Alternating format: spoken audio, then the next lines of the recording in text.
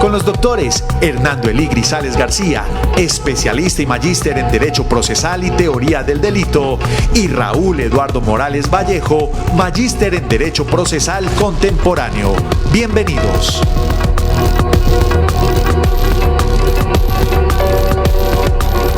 Muy buenos días a todos, reciban un cordial saludo, bienvenidos de nuevo a su programa Los Hechos en Derecho. Les habla Raúl Morales, les recuerdo a todos nuestros oyentes que pueden participar de nuestras charlas a través de los siguientes medios: la aplicación para móvil Telemedellín Radio, en el link radio.telemedellín.tv, y las plataformas TuneIn, Radio Colombia, iTunes y Noise. Hoy vamos a tratar un tema que ha sido bastante controversial, un tema como la eutanasia, conceptos como el buen morir, la vida digna, el intenso dolor, la enfermedad irreversible, que siempre han generado cuestionamientos tales como hasta dónde tiene injerencia el Estado en mi cuerpo, en mi existencia, en mis decisiones vitales. Incluso aquí de manera corta leo unas estadísticas que vienen dándose desde el 2015, cuando se adoptó la resolución 1216 del 2015, valga la redundancia, donde un informe del Ministerio de Salud nos dice que desde ese año a hoy se han presentado las siguientes eutanasias activas en Colombia. En el 2015 4, en el 2016 7, en el 2017 16, en el 2018 23, 2019 35, en el 2020, hasta donde tengo aquí los datos, 9, un acumulado de 94 colombianos que han optado por la eutanasia activa, donde han sido 46 mujeres y 48 hombres, vuelvo y repito, hasta el año pasado estas son las cifras, 46 mujeres y 48 hombres que han optado para un total de 94. Antioquia tiene 33 casos, Bogotá 41, y de allá siguen Bolívar, Caldas con 1, Risaralda con 9 y el Valle del Cauca con 9. Vuelvo y reitero, en Antioquia 33 casos desde el 2015. Para ello entonces tenemos hoy como tema que hemos denominado dilemas bioéticos en torno a la vida digna. Y para ello tenemos como invitado al doctor Alejandro Mata Herrera, abogado, filósofo, secretario de Juventud de la Alcaldía de Medellín, docente universitario y experto en temas constitucionales. Doctor Mata, es un honor tenerlo con nosotros. Raúl, muchas gracias por la invitación a ti, especialmente también a todos los que nos escuchan hoy. Recibo con mucho cariño la invitación a hablar como profesor, no como secretario, y sobre un tema bastante importante. Digamos que yo tengo la sensación de que vivimos en una sociedad que se ha negado a deliberar sobre dilemas éticos y bioéticos de manera reiterada. Digamos, estamos sumergidos de pronto en un mantra de esto se habla, esto no. Yo festejo que podamos hablar un poco del tema de la eutanasia, también poniendo la conversación con el respeto hacia quienes no estén de acuerdo con ella, claro. Entendiendo también que en términos de dilemas éticos no hay respuestas correctas, sino que hay acuerdos oportunos y eficaces en torno a la vida. Así que bueno, muchas gracias por la invitación a ti, Raúl, y a todos los que nos escuchan. Mil gracias, y esperamos también las preguntas que nos vayan llegando. No, Alejandro, de verdad, un gran honor tenerte acá y mi admiración y respeto siempre. Alejandro, comencemos por explicarle a los oyentes en palabras muy cotidianas qué tenemos que entender entonces por dignidad humana, que de ahí es como la base de donde comienza toda esta discusión. Sí, yo creo que podríamos empezar a hacernos una reflexión que empieza por allá me disculpan que me vaya allá, pues finalmente es filosofía.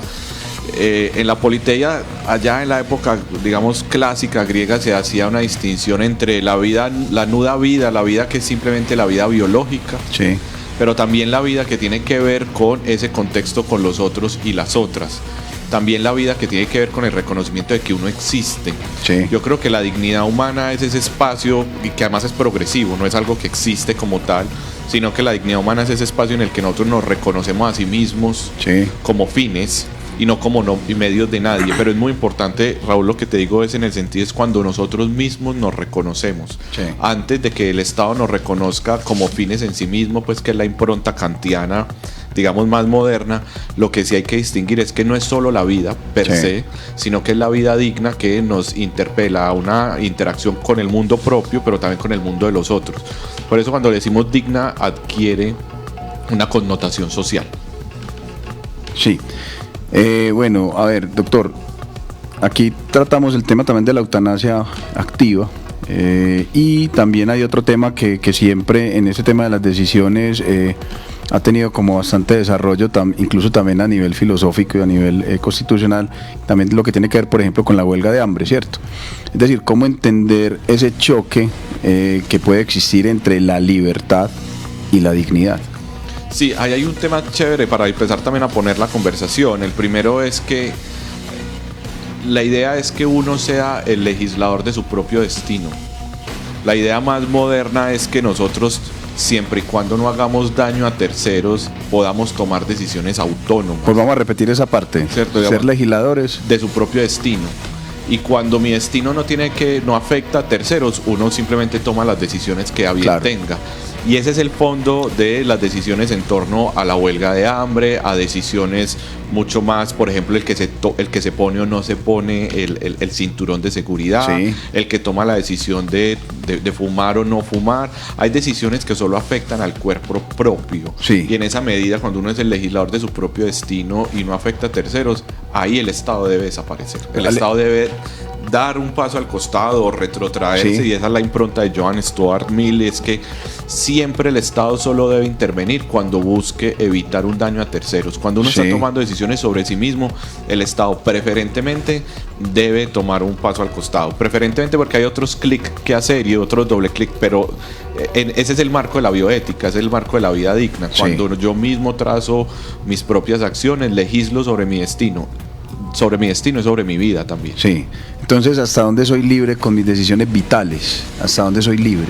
Por ejemplo, hay un tema, lo hablábamos hace un par de años, sobre el tema del consumo de sustancias psicoactivas en el espacio público o en espacios privados. ¿A quién afecta? Eso es un tema de salud pública que afecta al tema bioético exclusivamente de la persona. Lo mismo pasa con el suicidio, lo mismo pasa con las huelgas de hambre, lo mismo pasa con la eutanasia activa o pasiva. Es en la medida en que tú estás tomando decisiones que solo afectan tu cuerpo, el Estado no debe estar.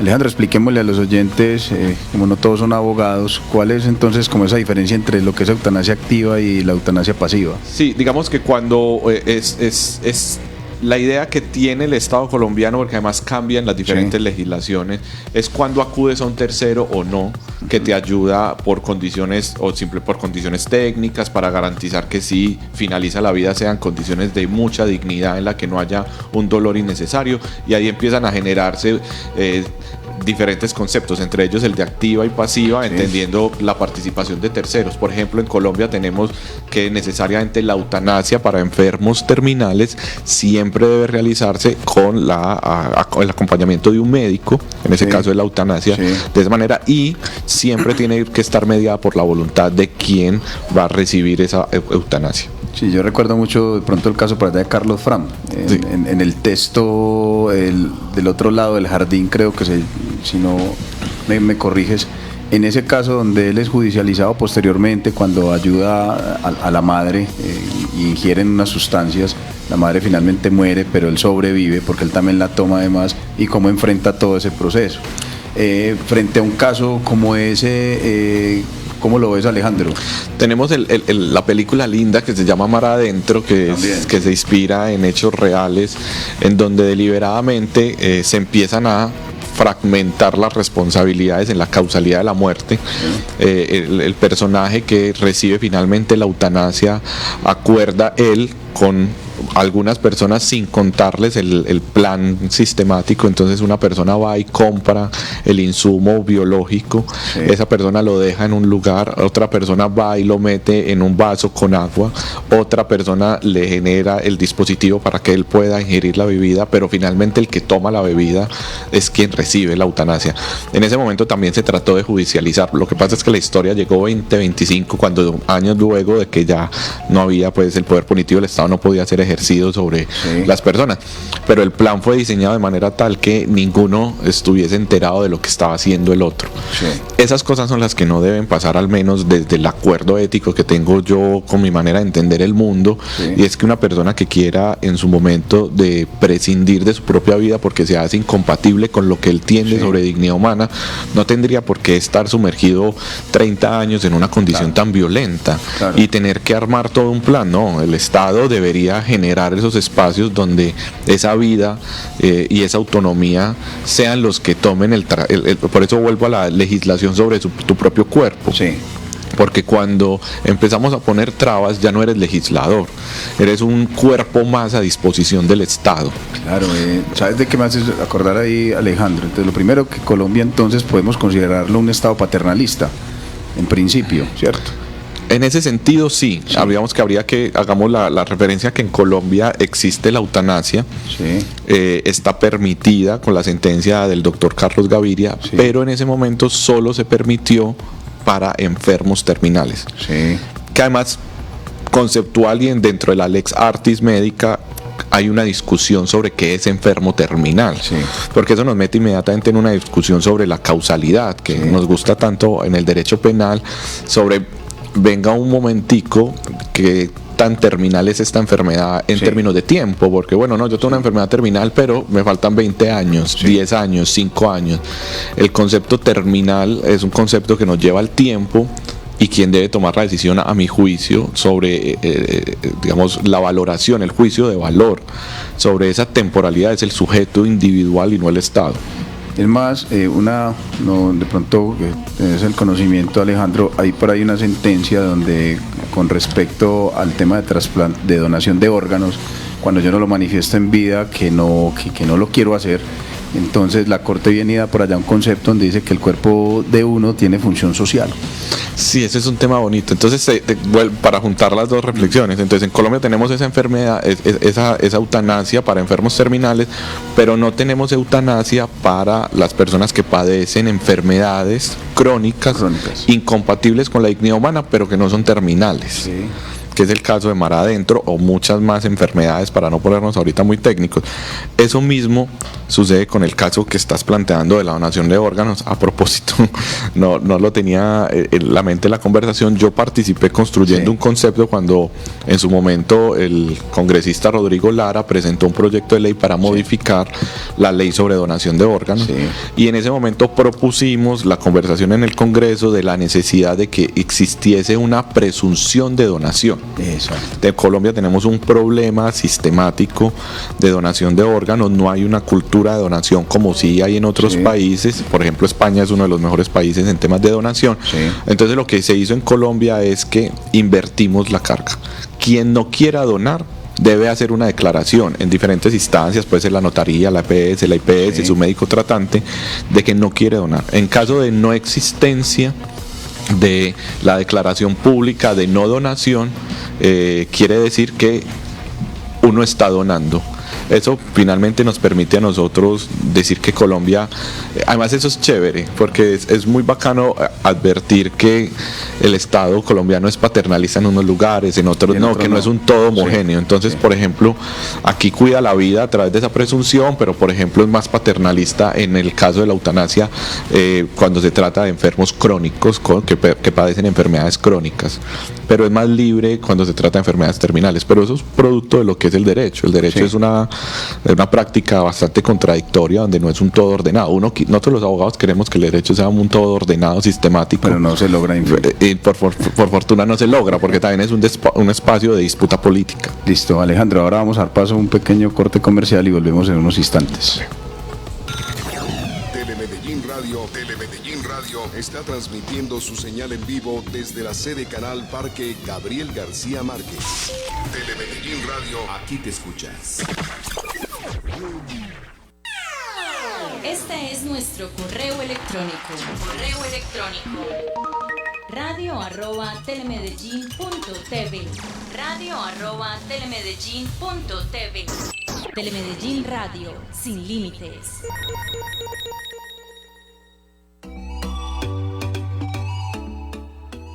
Nos tomamos la tarde. Te esperamos de lunes a viernes a las 2 en Telemedellín Radio. Aquí te escuchas.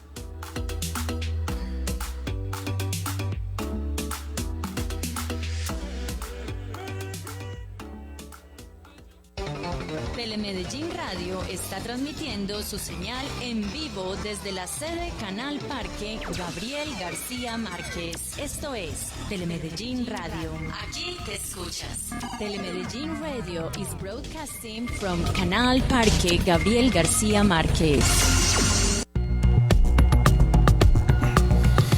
Continuamos entonces con los hechos en derecho y en este momento doy paso a Luis Fernando en cabina para que nos cuente cuántos oyentes tenemos. Doctor, muy buenos días. En el programa de hoy tenemos sintonía en Francia, Estados Unidos, Colombia, Brasil, Panamá, Costa Rica y acaba de entrar Belice. Tenemos muy buena sintonía. Este programa generalmente tiene una sintonía bastante grande, no solamente en Colombia, sino fuera del país, en varias partes. Entonces lo felicito porque de veras que tiene muy buena audiencia. Bueno, entonces un saludo a todos los oyentes, Alejandro. Aquí ya contigo yo creo que también eso es prenda de garantía.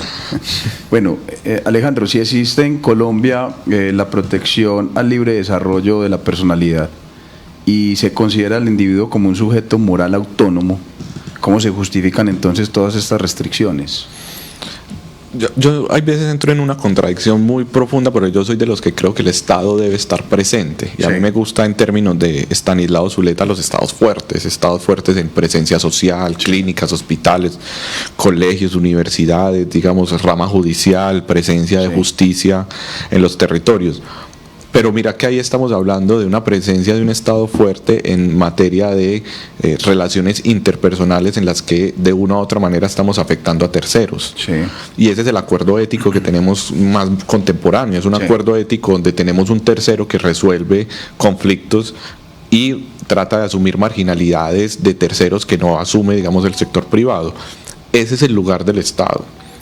Yo porque me siento una persona en términos pues, políticos, de continentes ideológicos liberal igualitario, y entonces por eso me gusta sentir que es un Estado que viene a corregir desigualdades y brechas sociales, pero no un Estado que impone modelos de comportamiento. Bueno, ahí entonces también me lleva como otra pregunta. Colombia se basa en el pluralismo, ¿cierto?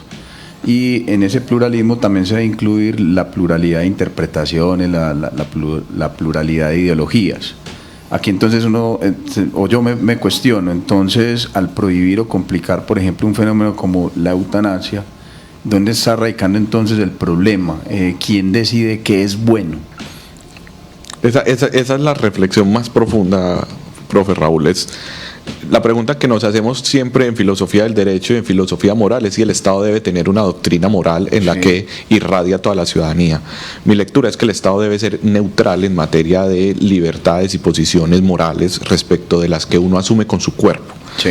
Pero los acuerdos éticos o las posiciones morales del Estado no deben ser, no deben ser dirigidas, resueltas o propuestas por 9 magistrados. Yo ahí también tengo una reflexión crítica, y es que las decisiones morales más importantes del Estado colombiano, pero pasa también en Alemania, en Argentina, pasa en todos los estados constitucionalizados, terminan 9 o 12 o 13 o 15 magistrados y magistradas tomando las decisiones sobre los debates morales más importantes: eutanasia, interrupción voluntaria del embarazo, compra-venta de órganos y tejidos, si es que también se puede hablar de ese dilema ético.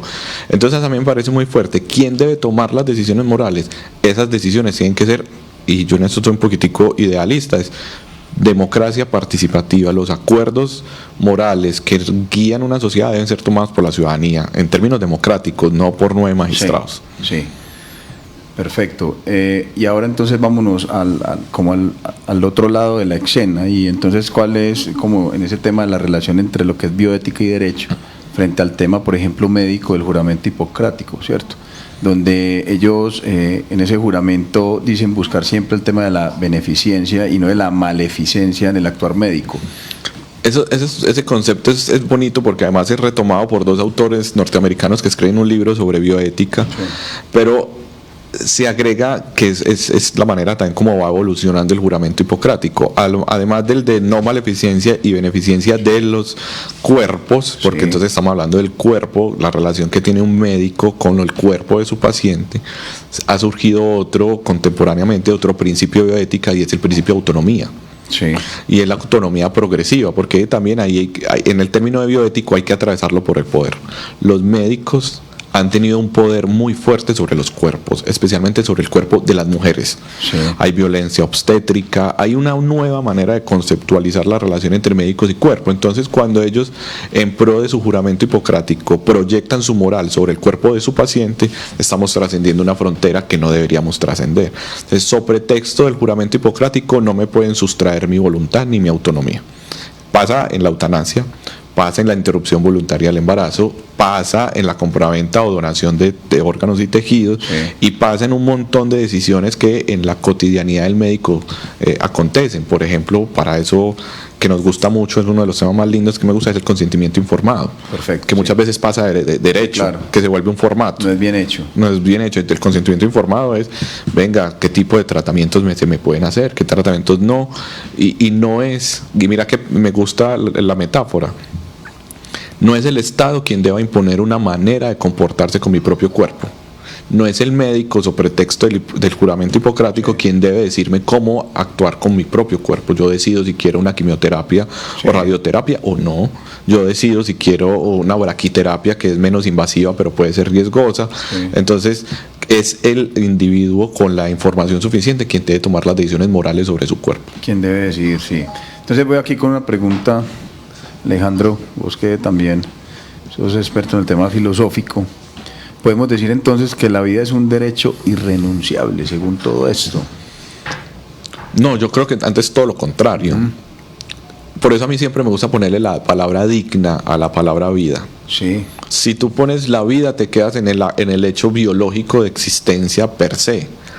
Pero a mí me encanta poder venir acá a hablar contigo. Si solo pudiera estar vivo para garantizar una mirada biológica sobre el mundo, pues entonces no podría ni siquiera disfrutar esto. Entonces, yo creo que, y lo ha dicho la Corte Constitucional, el derecho a la vida no es un derecho en términos constitucionales, un concepto absoluto, sino que tiene matices. Sí. Esos matices no es que justifique la violencia contra el cuerpo, eso no es que se justifique que terceros vengan a afectar mi vida, significa que el ser humano tiene la capacidad de tomar las propias decisiones sobre su vida, no sobre terceros. Cuando la Corte dice no hay derechos absolutos ninguno, sino que los derechos deben ser ponderados, está diciendo también en materia de vida, ojo, que los sujetos pueden decidir sobre su vida, no la de terceros, sobre su propia vida. Entonces, en ese sentido, hay veces la vida sí es renunciable. Bueno, entonces, yo puedo renunciar a ella. Exacto, entonces cuando Carlos Gaviria decía en esa sentencia por allá del año 97 que la vida es un derecho, pero no es un deber. Claro, yo no tengo, además uno no, ayer tenía la reflexión cuando estaba preparando la venida hacia acá, yo no tengo deberes morales conmigo mismo. Yo, digamos, yo porque tengo que, yo veré cómo me comporto con mi cuerpo. Claro. Obviamente hay comportamientos más saludables que otros, son comportamientos que, actitudes o relaciones con mi propio cuerpo que favorecen mi vida digna, y en ese sentido está bien, pero yo no puedo tener un deber moral de conservar la vida simplemente porque terceros esperan que mi vida siga en vida. Sí. Yo puedo desistir de mi vida. Alejandro, ya nos dijiste que es vida digna. Ahora entonces, ¿qué es la muerte digna? ¿Cómo comprender eso? El derecho a morir dignamente tiene diferentes facetas. Está la eutanasia, Sí. ¿cierto? Con todas sus vertientes, pero también está los cuidados paliativos, y esto es muy importante decirlo. Sí. El derecho a morir dignamente no es solo para el ejercicio libre de la eutanasia activa, pasiva y diferentes formas de acabar con la vida, sino también la obligación que tiene el Estado de acompañar a los pacientes que toman la decisión de prolongar la vida. De continuar. Cierto, y entonces en ese espacio de morir dignamente, los cuidados paliativos. En Colombia tenemos una ley de cuidados paliativos muy buena, muy interesante. Entonces, morir dignamente no es solo eutanasia. Sí. Morir dignamente es todas las decisiones que se toman individual, colectiva o institucionalmente para que quien está acabando o está en esos últimos días de su vida lo tenga con la dignidad de la familia, la dignidad del hospital, la dignidad de los tratamientos especiales, pero también la dignidad de tomar las decisiones sobre su propio cuerpo cuando así lo quiera. Entonces, por eso uno lo puede reducir, uno lo puede poner más o menos técnico, pero lo importante es morir dignamente, es poder decidir con el entorno, con las instituciones, cómo quiero morir. Qué tan saludable, qué tan autónomo y qué tan amigable quiero que mis últimos días sean en esta tierra. Alejandro, ya como nos queda un minuto, que el tiempo en radio es corto y vos lo sabes porque lo has manejado. Frente a todo este tema, estos dilemas éticos, y que si nos colocáramos a hablar de cada uno de ellos, pues tendríamos que estar aquí muchísimos programas más. ¿Qué solución interpretativa propones para poder entender estos temas? Yo creo que la mejor solución es renunciar definitivamente a creer que hay respuestas correctas en los dilemas morales. Sí. No hay respuestas correctas. Todas las preguntas están por formular y todas las respuestas están por proponer. Sí. No hay respuestas correctas sobre la interrupción voluntaria del embarazo, sobre la eutanasia, sobre la compraventa de órganos de tejidos. Hay muchas cosas todavía que debemos hablar. La invitación es: no nos neguemos a deliberar sobre los dilemas y las perplejidades éticas. Sigámoslo poniendo sobre la mesa. Abrir espacios, seguir abriendo espacios. Alejandro, el tiempo es corto. Muchas gracias por haber aceptado la invitación. Esperamos tenerte muchas veces por acá. A todos les agradezco mucho. Les habló Raúl Morales. Los esperamos el día de mañana en Los Hechos en Derecho con un nuevo tema que será publicado en las redes sociales. Esperamos este tema abra otras perspectivas de diálogo y de reflexión sobre estos temas. Repliquen por favor nuestra información y hagamos de este espacio un espacio para todos. Tengan todos una feliz mañana. Hasta luego, un abrazo.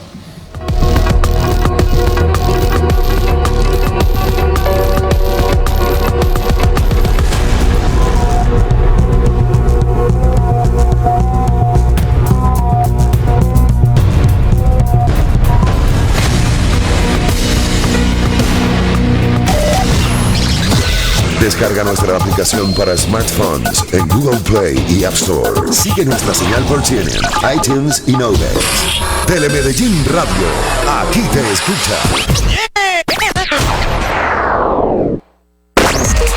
Estamos al aire. Telemedellín Radio, aquí te escuchas. Los delitos cibernéticos, la violencia intrafamiliar y todos los temas relacionados con políticas de seguridad y convivencia tienen espacio en Telemedellín Aquí Te Ves.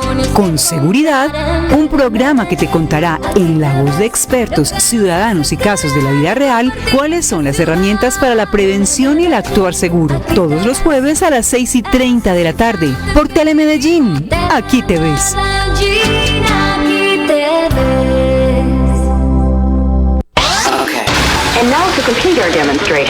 En Telemedellín Radio, además de oírnos, nos puedes leer y escribir en las redes sociales. En Twitter estamos como @TeleMedRadio y en Facebook como Telemedellín Radio. Conéctate con nosotros y sigue todo lo que pasa en la red. Síguenos en Twitter como @TeleMedRadio y en Facebook búscanos como Telemedellín Radio. Somos tu radio. Transmitimos desde Medellín para el mundo.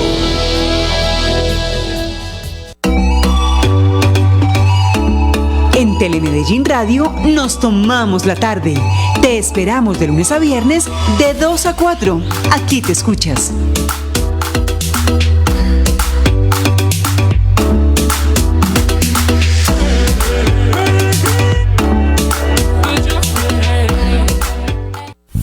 El semáforo llega a las calles de Medellín para hablar, conocer y educar a los peatones en las cebras, ciclorrutas, paraderos y puentes peatonales.